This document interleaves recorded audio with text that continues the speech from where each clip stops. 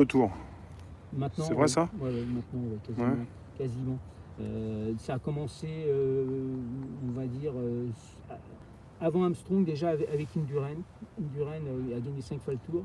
Indurain, c'était un Espagnol, 1m85, un grand gaillard qui passait tout en puissance, et c'était un rouleur aussi.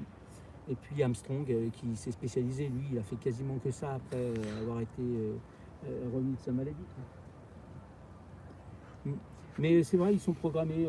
Là, à l'heure actuelle, il y a l'équipe Ineos Grenadier, là, il y a le Colombien Bernal qui a gagné l'année dernière, mais qui est jeune, qui a 22 ans. Donc peut-être qu'il bon, il a l'air d'être bien parti quand même. Mais là, il y a c'est des Slovènes, je crois, là, qui ont l'air très bons. Rodrigue, là, qui a le maillot jaune, et puis un autre qui a un peu d'écart.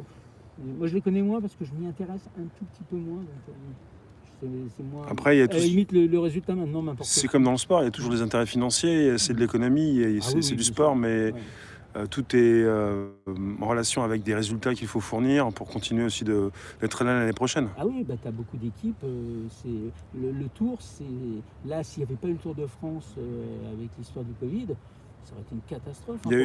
Pire que pour le football. Il faut vraiment qu'il continue d'être là à chaque année, sinon ça. En fait, c'est les sponsors qui font vivre le Tour. Ça pourrait faire beaucoup de mal. Qui font vivre le cyclisme en général, la pub, contrairement au football où c'est des grands intérêts. Et puis bon, ils savent qu'avec le public qui rentrera un jour ou l'autre, la vente des maillots, etc. Alors que le cyclisme, c'est quand même loin de ça. Même quand on dit oui, il se dope parce que y a de l'argent, faut pas exagérer. Justement, quelqu'un dit Armstrong. Armstrong, lui, il en est où, lui?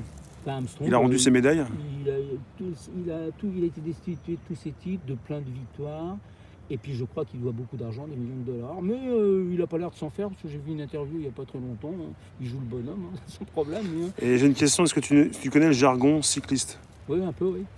Oui, il y a, je sais pas, rouler à tombeau ouvert, bon, ça c'est facile.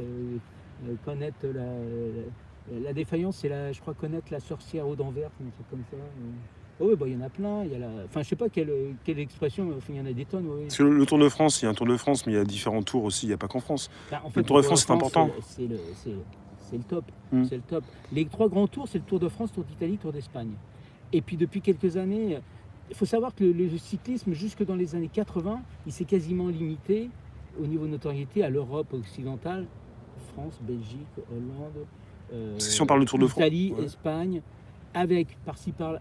Après, il y a eu les Allemands, les Anglais, mais c'est venu par bribes. Il y avait dans les années 60, 70 ou 50, tu avais 2-3 Allemands, un Suédois, tu avais un Anglais par-ci par-là, tu avais les pays de l'Est. Bah, c'était les pays de l'Est, les Russes, les Polonais, les Slovènes, les Slovaques comme Sagan ou comme ceux qui sont en tête en ce moment. Ceux-là, tous ces pays-là, ils n'existaient pas. Enfin, c'était l'ex-Yougoslavie. Tour de France en juillet, Giro en mai et Vuelta en septembre. Voilà. Et pour les autres, alors la Vuelta, le Tour d'Espagne, même avant, dans les années 70, c'était le premier tour. Il était même avant le Tour d'Italie.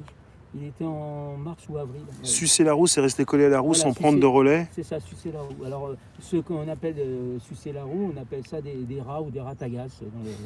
C'est des vieux trucs. Et alors, s'il y a le Vuelta en septembre, le Vuelta, lui, il va commencer bientôt? Bah ouais, la Vuelta, ouais. Alors, cette année, elle n'a pas été reconduite plus tard? Non, mais le truc, c'est qu'il y a certaines courses qui chevauchent. Le calendrier était parce que là, on a quand même bien fait bouger le Tour de France. Là. Oui. Mais, et donc, du coup, tu as des cyclistes qui ne participent pas parce qu'ils préfèrent privilégier des courses comme des classiques. Ah oui, cette année, le Tour de France et Vuelta, ils ne pourront pas faire tout. Je ne sais pas à quelle date ils partent. Je crois que le Tour de France ne sera pas fini quand il va partir, peut-être. Hein, je sais pas. Courir en chasse-patate. Chasse-patate, alors c'est quand tu cours entre il y a une échappée, tu sors du peloton et tu es tout seul et puis tu te retrouves, il y a l'échappée là-bas, il y a le peloton derrière et puis tu sais que tu ne vas pas pouvoir revenir sur le Tiens, on en a parlé il n'y a pas longtemps, les mécanismes électriques cachés dans les vélos. Quand il y a une chute, le vélo continue à rouler à terre tout seul.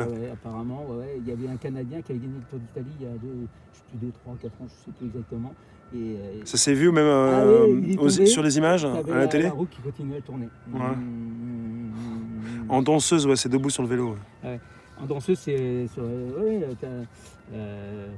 Bon, je pense que les spectateurs aiment bien quand ça sprint et les gens ils sont en train de se battre un peu pour être en tête. Quoi. Ce qu'il y a, c'est que le Tour de France, quand tu es au bord de la route, tu attends longtemps pour les voir passer quelques secondes. Il passe vite. Hein. Ce qui est intéressant, c'est la caravane publicitaire qui passe. Ça fait à peu près une quarantaine de minutes de spectacle. Voilà, pareil, ça a été avant les sockets qui collent au bitume. Alors, je pense que c'est ne pas